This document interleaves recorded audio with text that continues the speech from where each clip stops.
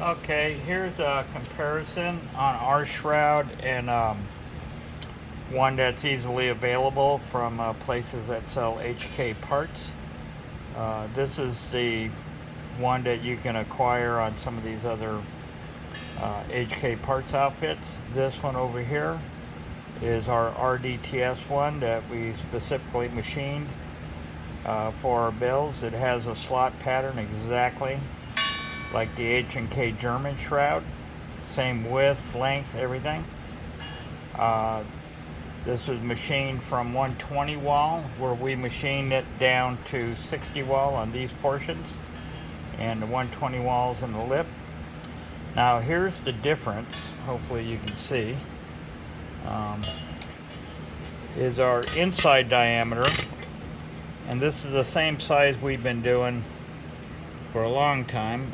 I'm into inches, so let's go to inches.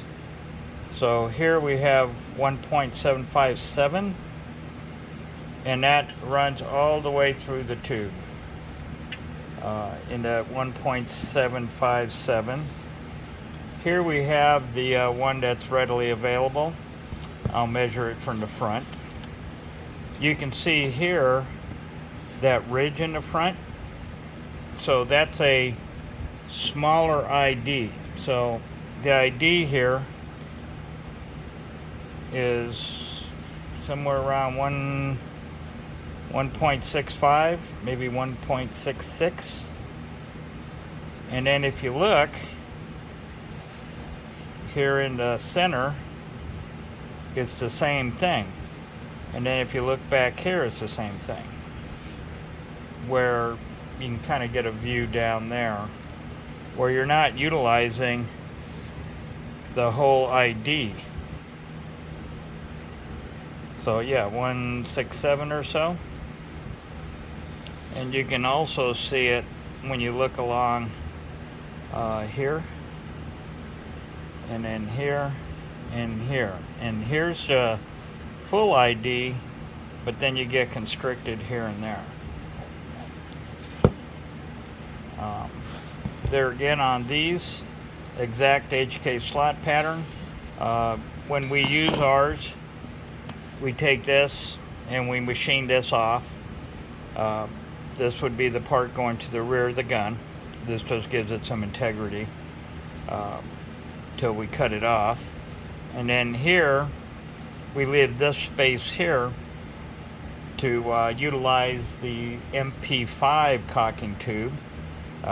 You can modify this if you want to use the aftermarket MP5 SD tube that's out there. But if you go to H&K's website, HK USA, you'll see an A2 MP5 SD utilizing the MP5 cocking tube. And then you'll see an A3 that they have utilizing what we normally consider the SD cocking tube. Now on the RDTS bills, we have always used the MP5 cocking tube. We prefer to leave that attached to the gun and keep the gun as German as possible. So anyhow, a quick synopsis there.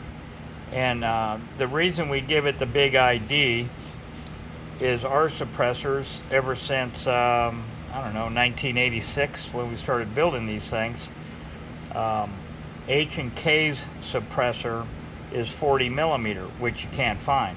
So the OD is 40 millimeter, so you can step down to 1.5 inches outside diameter, or you can step up. We chose to step up to 1 5/8, which is somewhere around 40 thou, maybe 50 thou bigger, and that only accounts to around 20 thou a side. So 20 thou, let me show you what 20 thou looks like. Nope, that's not 20 thou. 20 thou is, it's hard to get this just right. I prefer dials. So anyhow, you get the picture. That, let me get it close here, is 20 thou. So that's about how much bigger, and I'll even go to 25.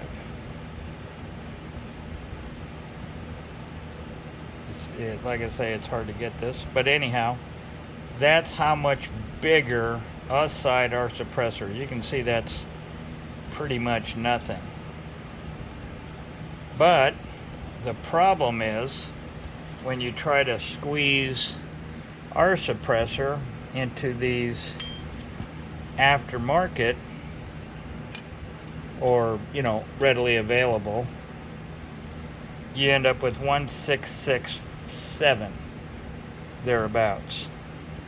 And I believe 1 5/8 is 1.625, which doesn't leave you a lot of room. 1.625 from this is going to leave you about 4.0. So you're not going to, that 20 thou I showed you is about what these will do with our suppressor in it. And unless you've built this gun exactly centered, it's just not going to work. So anyhow, and these, the RDTS MP5SD SHROUDs, maybe we're thinking about selling these to guys that are trying to build their own SD, maybe supplying a suppressor and a shroud as kind of a kit, so that they can build their own SD. Okay, that's it.